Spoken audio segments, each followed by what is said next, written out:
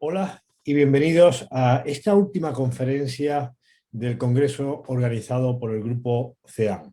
Mi nombre es Fernando Mata y voy a hablaros sobre la nutrición en la recuperación de las lesiones en el deportista. En primer lugar, me gustaría declarar mis conflictos de interés. Actualmente participo y colaboro en CEAM, Nutriflick y la clínica Nutriéndote, donde paso consulta. Igualmente colaboro con la empresa Gold Nutrition en la formación y asesoramiento en el área de nutrición y suplementación a los diferentes trabajadores que participan en la empresa. Desde el tema que vamos a abordar en la conferencia, en los últimos años he publicado algunos artículos de divulgación en diferentes revistas y también he tenido la suerte de participar recientemente junto con el doctor Fernando Novella en el capítulo de un libro de nutrición deportiva coordinado por la doctora Marcela González Gros, donde tratamos de abordar las estrategias en la prevención y en la recuperación de las lesiones. Igualmente, estamos trabajando en la intervención nutricional en conjunto con la fisioterapia en diferentes lesiones en deportistas amateur, que espero que pronto puedan ver la luz, los resultados que estamos obteniendo. Miren, cuando hablamos de deportistas de élite, probablemente a todos nos cabe en la cabeza pensar que el principal objetivo que tienen es el ganar, el alcanzar el podium, el conseguir medallas. Sin embargo, también sabemos que los deportistas que más enferman, los que más se lesionan, tienen menor capacidad de éxito, menor capacidad de conseguir esas medallas, ese podium o de ganar, en este caso, en su deporte. Sabemos que las lesiones conllevan un tiempo fuera del terreno de juego, fuera del periodo de entrenamiento, y eso va a ser más difícil que el deportista, como os comentaba anteriormente, pueda tener el éxito que debe en su deporte para alcanzar las medallas. Sabemos, por ejemplo, que en los campeonatos internacionales de atletismo celebrados entre 2007 y 2015, el 41% aproximadamente de las lesiones fueron lesiones musculares y en torno al 58% de ellas resultaron en pérdida de tiempo. En el caso del fútbol, el 46% de las lesiones en la Liga Europea son lesiones musculares y el 90% se centran fundamentalmente en la extremidad inferior. Y eso se sabe que conduce a que el 35% de los futbolistas falten a entrenar a los partidos debido a estas lesiones musculoesqueléticas cada temporada. Y eso no solo va a tener repercusiones en la salud física y mental del deportista en su rendimiento, sino también es la salud económica de los clubes, de las organizaciones que representan, ocasionándoles un gasto económico importante, además de las pérdidas que puede representarle por diferentes circunstancias, como por ejemplo por publicidad o por medios de comunicación.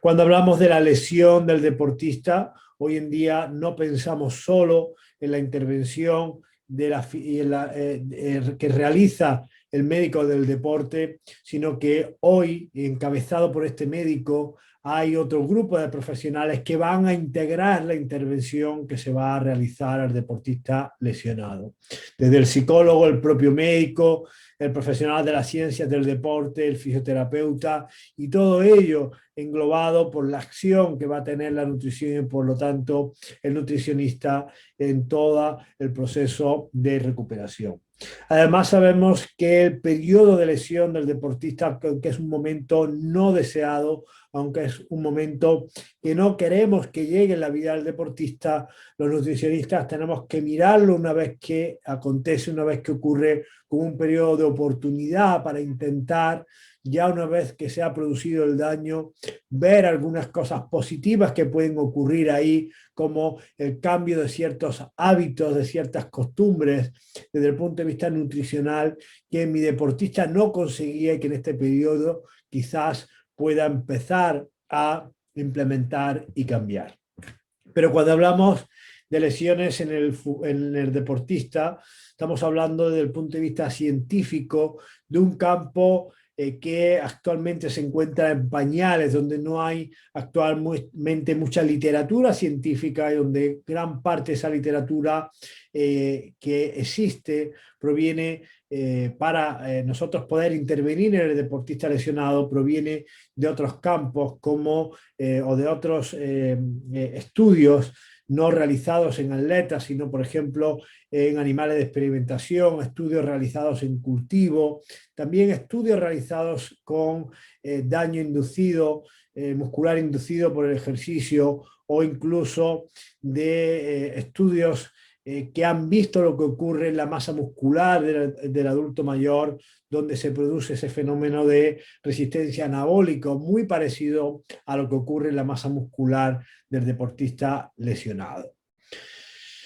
Cuando hablamos de lesión podemos agruparla en dos grandes fases que nos van también a representar las principales fases donde nosotros podemos intervenir nutricionalmente de forma, de alguna manera, diferente. La primera fase es la fase de lesión aguda, que va a incurrir en el tiempo que va desde la lesión, desde el periodo donde el deportista se lesiona, a las horas posteriores hasta días posteriores a esa lesión, que vaya acompañada del diagnóstico médico de la lesión y de un cronograma de la lesión, de todo el periodo hasta el regreso al juego de la lesión, y donde van a intervenir los diferentes profesionales para optimizar la recuperación del deportista, incluyendo, como no, la figura del nutricionista. En esta fase de la lesión sabemos que van a aparecer problemas asociados de índole psicológica que tienen que ver con el dolor, con la incertidumbre que el deportista puede tener sobre la naturaleza y la extensión de la lesión, y también sobre pensamientos y emociones negativos que le pueden llevar a ciertas alteraciones o trastornos en la conducta alimentaria. Por lo tanto, es un periodo donde la psicología es importante y donde el trabajo del nutricionista con el psicólogo va a ser sumamente importante para intentar evitar ciertas conductas de restricción o de ingesta compulsiva de alimentos provocada por la ansiedad y el estrés que el deportista puede vivir durante este periodo de lesión. Pero adentrándonos en la primera fase, en la fase donde se produce la inmovilización o bien la reducción de la actividad dependiendo del alcance de la lesión, tenemos que saber que se van a producir una serie de cambios a nivel muscular, tanto en la función como en la función muscular, como en la cantidad de masa muscular, que es importante de conocer. Y sabemos así que tan pronto como en 2 semanas de inmovilización el deportista tiende a perder aproximadamente un 5% de su masa muscular. Como tienen ustedes ahí, ya se puede observar de forma significativa esta pérdida de masa muscular a los 14 días posteriores a la lesión. Y sabemos por estudios recientes que esta pérdida de masa muscular no es uniforme en toda la pierna, sino que fundamentalmente se puede ver una pérdida significativa de la musculatura extensora de la rodilla. Y acompañando a esta pérdida de masa muscular, como os comentaba, también hay una pérdida de fuerza asociada, como tienen ustedes ahí, fuerza fundamentalmente que va a verse deprimida en la musculatura extensora de la rodilla. Lo siguiente que deberíamos de pensar es qué es lo que lleva a esta pérdida de masa muscular durante el periodo de inmovilización. Y hay estudios que tienen algunos años donde nos enfatizan la importancia que tiene la síntesis proteica, la disminución de la síntesis proteica en esta caída de la masa muscular. Cuando nosotros pensamos en la ecuación que dirige el balance neto de proteínas, que sería la síntesis proteica menos la degradación, casi siempre ponemos el foco en la degradación como el principal protagonista de la posible pérdida de masa muscular. Sin embargo, sabemos cómo la síntesis proteica cae de forma significativa, como lo tienen ustedes ahí en ese estudio, en la pierna inmovilizada frente a la pierna no inmovilizada. De hecho, sabemos que cuando damos aminoácidos en diferentes cantidades, la pierna inmovilizada va a responder mucho menos que la pierna no inmovilizada, apareciendo un fenómeno que se conoce como resistencia anabólica y que es muy parecido a lo que ocurre en los adultos mayores y que va a conllevar el declive de su masa muscular. Y es que frente a estímulos anabólicos como los procedentes de ciertos aminoácidos y de las proteínas completas, como tienen ustedes ahí en este estudio, se ve que una pierna inmovilizada va a reducir un 31% su síntesis proteica. Por lo tanto, va a hacerse menos sensible a los estímulos anabólicos provenientes de la alimentación. Es por tanto la síntesis proteica, la caída de la síntesis proteica, quien va a gobernar fundamentalmente esa pérdida de masa muscular durante el periodo de inmovilización. Así, la primera idea que quiero que se lleven es que la inmovilización reduce la síntesis proteica muscular en reposo y va a inducir resistencia anabólica a la alimentación. Pero no solo se producen estos cambios, sino que también conocemos que va a existir cambios en el metabolismo de la glucosa, en la sensibilidad a la insulina en el tejido lesionado. Por ejemplo, sabemos por este estudio reciente que la inmovilización del antebrazo redujo de forma significativa la captación de glucosa por parte de la musculatura del antebrazo del miembro inmovilizado. También observamos cambios en la actividad de enzimas que participan en el metabolismo oxidativo, como la citrato sintasa o de proteínas de la cadena de transporte de electrones. Y también observamos un aumento de la expresión de genes que intervienen en la degradación proteica de forma significativa a las 48 horas después de producirse la inmovilización. Por tanto, la segunda idea importante es que la inmovilización va a reducir la actividad de enzimas oxidativas y va a aumentar la expresión de proteínas que van a regular la degradación proteica muscular. Y visto esto, tendríamos que ver qué intervención nutricional podríamos hacer para optimizar el tiempo de recuperación de mi deportista y, por lo tanto, el retorno al juego. Y como hemos dicho, un factor importante es intentar evitar la caída de la masa muscular y vencer, por lo tanto, la resistencia anabólica con el fin de atenuar la atrofia que se produce por ese desuso. Cuanto más sabiendo que muchos deportistas, por ejemplo, en jugadores de fútbol, se ha visto que van a restringir durante periodos de lesiones por el pensamiento de que entrenan menos en el gimnasio o que no acuden al terreno de juego a entrenar, van a reducir su ingesta de proteínas. Es por tanto un foco importante en la intervención nutricional del deportista lesionado, la ingesta de proteínas. Y una pregunta que nos cabe hacernos es cuánta cantidad debería de tomar el deportista lesionado por ingesta. Aunque aún no tenemos estudios de intervención en deportistas, en atletas lesionados, si nos vamos a los estudios que se han realizado sobre la ingesta de proteínas por toma, sabemos desde estudios publicados con ovoalbúmina y su impacto sobre la síntesis proteica en deportistas, o mejor dicho, en una población de una muestra a la que, de sujetos a la que se les sometió a un protocolo unilateral de piernas, de prensa y extensión de piernas, con proteína de huevo. Se pudo observar en ese estudio de Moore que la ingesta de 20 gramos de proteína parecía ser suficiente para optimizar la síntesis proteica muscular por toma. Estudios posteriores del profesor Oliver Whittard pudieron llegar a esos mismos resultados con la ingesta de 20 gramos de proteína frente a 40 gramos de proteína de suero, no observándose diferencias significativas entre ambas cantidades. Esto nos hizo pensar que 20 gramos de proteína era suficiente para optimizar la síntesis proteica por toma en los deportistas. Sin embargo, algunos investigadores querían ver cuál sería el posible efecto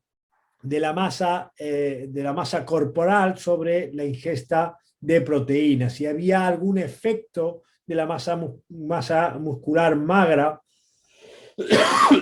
perdón, sobre la cantidad de ingesta de proteína que necesitaba el deportista. De esa forma, Magnauto y colaboradores realizaron un estudio donde dividieron a los sujetos en función de su masa muscular y donde finalmente pudieron observar que no había una influencia de la cantidad de masa muscular magra en la síntesis proteica en función de la ingesta de proteínas. Sin embargo, sí pudieron ver que aquellos deportistas que realizaban una rutina de entrenamiento de cuerpo completo y que tomaban 40 gramos frente a 20 gramos de proteínas, iba a optimizar, a aumentar su síntesis proteica muscular mucho más que, como digo, aquellos que habían tomado 20 gramos. Por lo tanto, parece que en población no lesionada, 40 gramos de proteína puede optimizar la síntesis proteica muscular cuando se realiza un protocolo de entrenamiento más completo, más complejo, una rutina que implique más cantidad de grupos musculares en comparación con los protocolos iniciales que se realizaron de piernas, extensión de piernas unilateral, en los estudios de Whittar y Moore anteriormente comentados.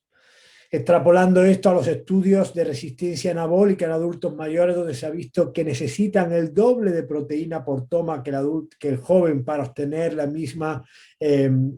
resultados, en cuanto a la síntesis proteica se refiere, parecería necesario, parecería prudente recomendar en un deportista lesionado, para evitar esa pérdida de masa muscular durante el periodo de lesión, entre 30 a 40 gramos por toma de proteína.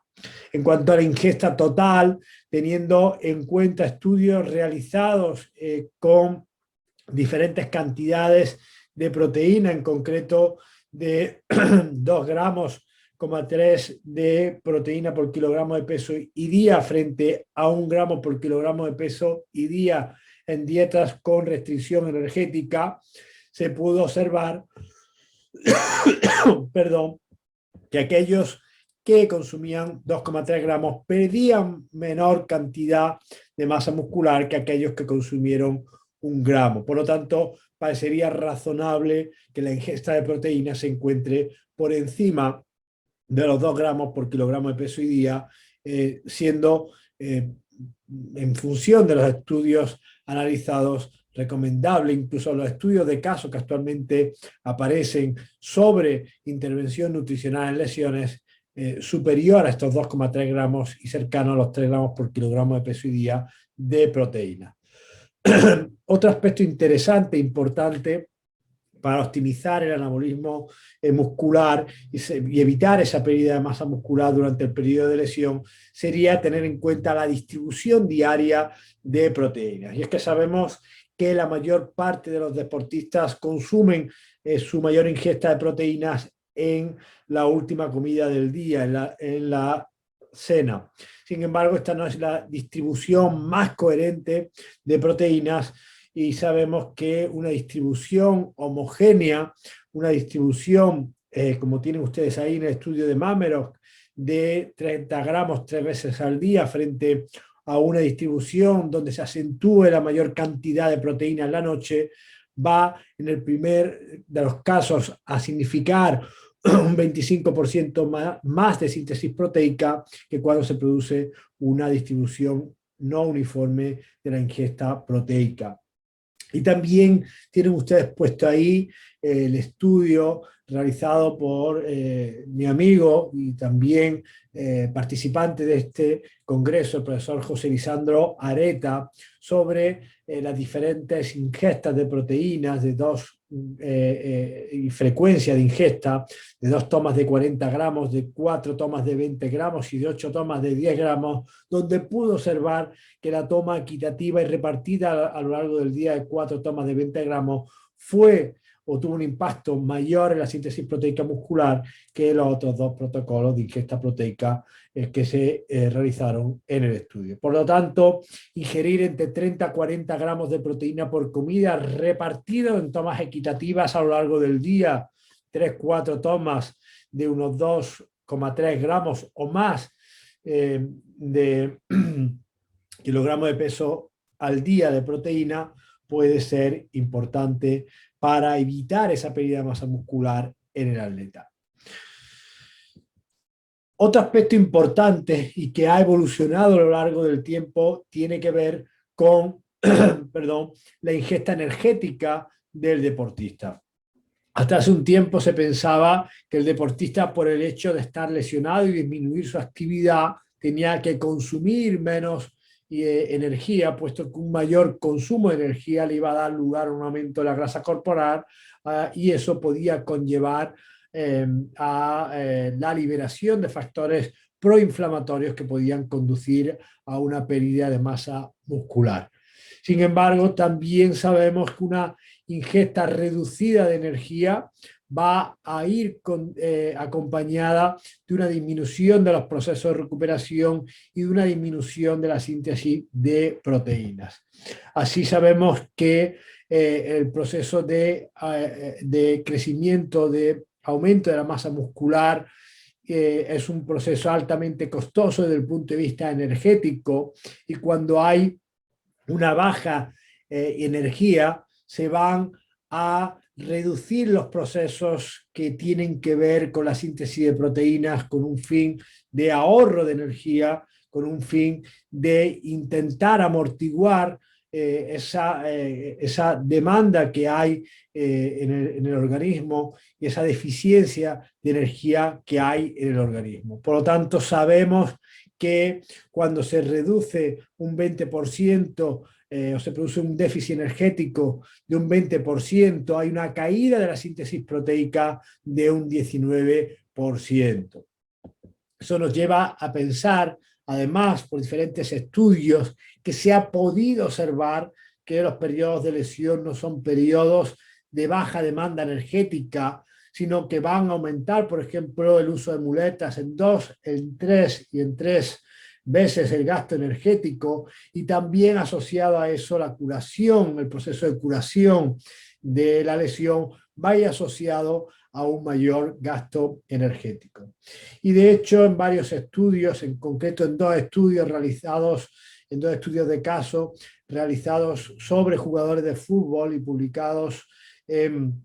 la Sport Nutrition and Exercise Metabolism, una revista internacional de nutrición deportiva y metabolismo de gran prestigio por el grupo del profesor James Morton y Graham Close, se puede observar qué intervención se realizó con estos futbolistas lesionados. Y se puede observar de forma interesante en el segundo de los estudios que tienen ustedes ahí, la parte derecha de la pantalla, donde se utilizó una metodología para observar el gasto energético que hoy en día es el gold stand, mediante agua doblemente marcada, que el gasto energético de los deportistas no era tan inferior como se pensaba y que la ingesta energética incluso de esos deportistas durante ese periodo no cubría el gasto, la demanda que estos deportistas podían tener durante este periodo de lesión, y por eso ello podía contribuir a que los procesos anabólicos no se viesen del todo favorecidos. De manera que si ustedes miran los diferentes estudios actuales, por ejemplo, realizados en futbolistas, se recomienda no reducir la ingesta total de calorías por debajo de las 2.750 kilocalorías durante la fase de lesión aguda, pareciendo el rango adecuado estar entre las 2.750 y 3.250 kilocalorías en este tipo de deportistas durante el periodo de lesión, aunque evidentemente va a depender del tipo de lesión, del nivel de inmovilización que se aplique en el deportista y también del tipo de deporte y nivel del deportista. En cuanto a otras intervenciones nutricionales que pueden ayudar a la recuperación del deportista, se ha estudiado la intervención con ácidos grasos poliinsaturados de la familia omega 3. Y si bien hay algunas fallas metodológicas que nos pueden hacer que esta intervención pueda hacer aguas en un deportista que se acaba de lesionar, parece que es interesante tener en cuenta este tipo de intervención. De hecho, sabemos que para que el omega 3, los ácidos grasos poliinsaturados, puedan llegar hacia las membranas de la fibra muscular, hacia el sarcolema de la fibra muscular, necesitamos aproximadamente en torno a 2-3 semanas de ingesta continuada de unos 5 gramos al día de EPA y DHA. Como pueden ustedes intuir, aquí ya hay un primer fallo en la intervención, que es que nosotros deberíamos de predecir cuándo el deportista se va a lesionar, cosa que es improbable, para que podamos así adelantarnos a esa lesión y tomar durante ese periodo de tiempo esos omega 3 con el fin de que puedan ejercer su efecto en evitar esa pérdida de masa o atenuar esa pérdida de masa muscular durante el periodo de lesión, facilitando entre algunos de sus efectos la sensibilidad de la fibra muscular a la captación de ciertos aminoácidos y al aumento de la síntesis proteica. Pero otro problema metodológico que nos podemos encontrar con la ingesta de ácidos grasos omega 3 durante el periodo de lesión tiene que ver con las dosis que se han visto efectivas de este tipo de suplemento durante el periodo de lesión. Es que los estudios nos marcan de dosis aproximadas de unos 5 gramos al día, de unos 3.500 miligramos de EPA y 900 miligramos de DHA, lo que puede ser una intervención costosa frente a otras, como puede ser, por ejemplo, la creatina, que puede ser más económica su implementación durante toda la temporada que el hecho de incorporar ácidos grasos omega 3.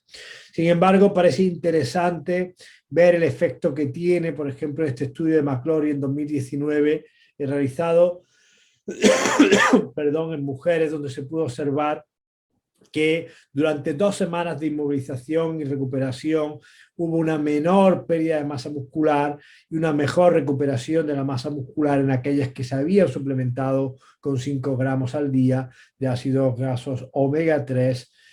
durante este periodo de desuso. Por lo tanto, parecería interesante tomar durante un mínimo de 2 semanas estos 5 gramos al día de cápsulas de aceite de pescado para permitir aumentos detectables en la composición lipídica de los ácidos grasos omega 3 a nivel muscular y así evitar o reducir la caída de la masa muscular. En muchos casos, como esto no es posible, se recomienda la ingesta inmediatamente después de la lesión y se recomienda la suplementación, puesto que es difícil alcanzar con muchos deportistas estas cantidades de estos ácidos grasos poliinsaturados solo y exclusivamente en base a la alimentación. Otro suplemento con bastante evidencia científica desde el punto de vista ergogénico, con una evidencia algo difusa, aunque interesante, sobre todo en miembro superior, es la creatina. Y es que sabemos que hay una caída a nivel muscular de la fosfocreatina tras una inmovilización superior, esta caída al 10%. Incluso, como tienen ustedes ahí en este estudio, se observa de forma interesante que los transportadores de creatina en la membrana del sarcolema van a aumentar su expresión, van a aumentar su concentración en la pierna inmovilizada, como respuesta a esa caída intracelular de fosfocreatina y ese intento de rescatar mayor creatina del medio. Esto es interesante puesto que nos está diciendo que algo ocurre con la fosfocreatina y la creatina intramuscular y por lo tanto que debemos de atender a ello. Y es que sabemos que la creatina tiene diferentes funciones y que va a actuar cuando entra a través de los CREAT, arrastrando agua como potente osmolito, y esto va a aumentar la expresión de diferentes genes que tienen en muchos casos que ver con la expresión de factores miogénicos que pueden activar a las células satélite, que como saben están involucradas en la recuperación y en la regeneración del daño muscular tras una lesión. En diferentes estudios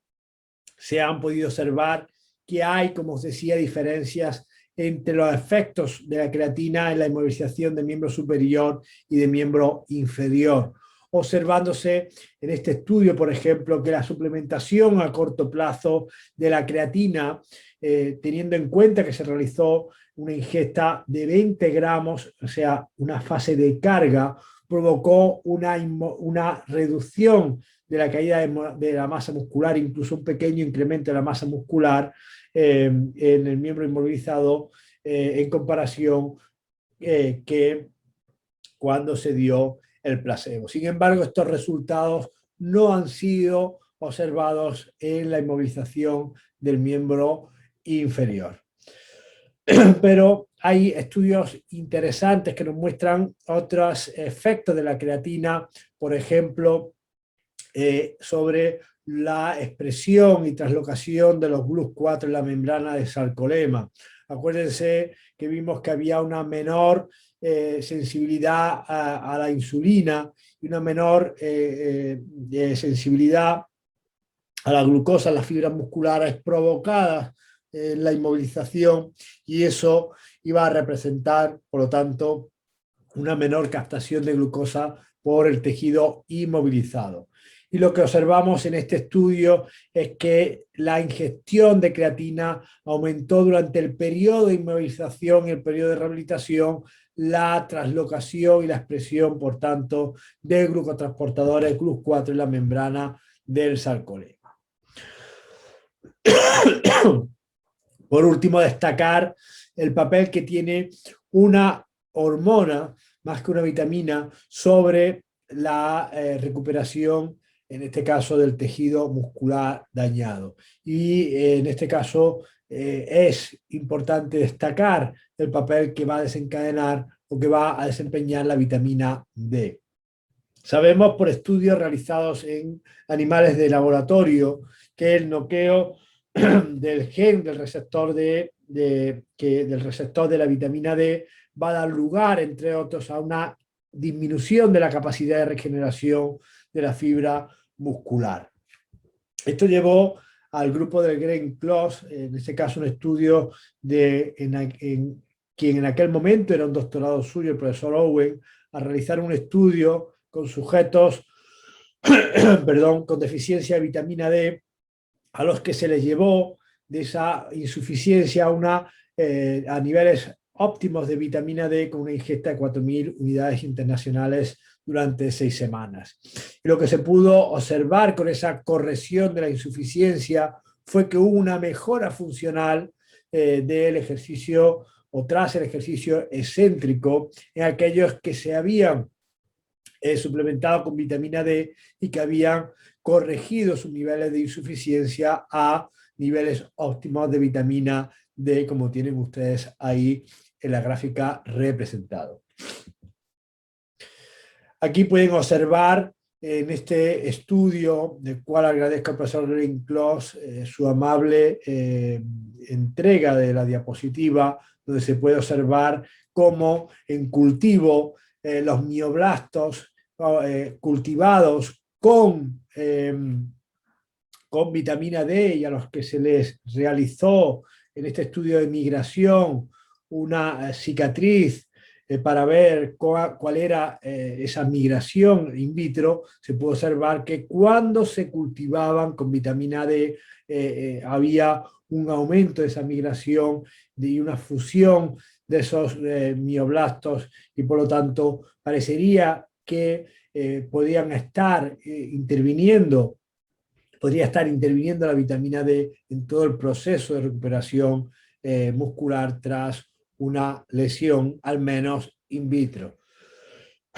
Y también se ha podido observar por otros estudios como este de Tyler Becker, ya con algunos años, que aquellos deportistas tras una cirugía de ligamento cruzado anterior que tenían mayores niveles de vitamina D tenían una mayor recuperación de la fuerza isométrica pico en la extremidad lesionada que aquellos que tenían niveles inferiores a los 75 nanomoles por litro. Por lo tanto, la vitamina D parece tener la capacidad de influir en la remodelación del músculo esquelético, lo cual va a ser importante para el atleta. Sin embargo, toda cantidad no es suficiente ni por lo alto ni por debajo. Sabemos que cantidades muy elevadas de vitamina D, de 70.000 unidades internacionales a la semana frente a 35.000 unidades internacionales a la semana, provocó que existiera una mayor degradación de la 1,25 hidroxivitamina D3, o lo que es lo mismo, de la forma activa de la vitamina D3, se produjo mayor concentración de un producto de ese catabolismo, que es la 24-25 hidroxivitamina D3, y también un aumento de la paratormona, lo que puede producir un mayor riesgo de fracturas por estrés. Por lo tanto, es fundamental que los profesionales y científicos aplicados al deporte sean conscientes que la suplementación con vitamina D debe estar basada en la evidencia y en análisis previos de determinación sanguínea de la 25 hidroxivitamina D3 para poder así determinar la necesidad de suplementar o no con esta vitamina. También se ha estudiado los efectos de otro compuesto derivado del aminoácido leucina, que es el beta-hidroximetilbutirato, el HMB, y que se ha visto que puede tener cierto efecto en evitar el catabolismo proteico y por lo tanto la pérdida de masa muscular durante el periodo de lesión. En este tipo de poblaciones parecería interesante durante el periodo de lesión y sobre todo en esa primera fase donde el catabolismo es más acusado, las 48 horas posteriores, el ingerir HMB probablemente pueda disminuir el catabolismo proteico y por lo tanto ofrecer cierta ventaja al introducir unos 3 gramos al día repartidos en dosis de 1,5 gramos para atenuar esa pérdida de masa muscular. Y por último, perdón, también hacer hincapié en la necesidad de reducir ciertos tóxicos que van a disminuir la síntesis proteica muscular, como el caso del alcohol, que va a intervenir en diferentes vías que van a conducir a la atrofia muscular y que, como algunos estudios donde han participado el profesor, la profesora Louise Burr o Stuart Phillips o el profesor John Hawley, pueden observar cómo la ingesta de una elevada dosis de alcohol con proteína no pudo rescatar esa proteína, el efecto que tuvo sobre la síntesis proteica el simplemente haber tomado proteína, y por lo tanto redujo la síntesis proteica muscular, el consumo, como digo, de una elevada ingesta de alcohol, pero que puede ser representativo en muchos casos de muchos deportistas o darnos una idea del efecto que puede tener el alcohol sobre la depresión de la síntesis proteica muscular. Sin más, aquí os dejo un esquema donde se representan todos los cambios moleculares que pueden ocurrir durante el periodo de inmovilización y que tienen que ver con la sensibilidad a la insulina, con la captación de glucosa mediada por esa reducción de la sensibilidad a la insulina, con la disminución de los niveles de fosfocreatina y aumento de los CREAT, con también mayor resistencia anabólica y con una mayor degradación de la proteína muscular y fundamentalmente menor síntesis de proteína muscular. Igualmente aquí tienen un esquema, una infografía que representa las principales intervenciones que a mi parecer se pueden realizar para intervenir con el deportista lesionado, también poniendo aquí el acento de forma interesante a la ingesta de antioxidantes y polifenoles que pueden tener un papel profundamente importante en la recuperación y en la modulación de la inflamación en el deportista durante este periodo de lesión. Por tanto, para que ustedes se lleven a casa, acuérdense de ajustar la ingesta energética, no hacer depresiones de la ingesta energética elevada que puedan conllevar a un deterioro de la respuesta anabólica, elevar el consumo de proteína en torno a los 30-40 gramos por toma y repartirlas de forma equitativa a lo largo del día, elegir fuentes de calidad y también utilizar proteínas de suero o proteínas en suplemento pueden representar una ventaja en este periodo de la vida del deportista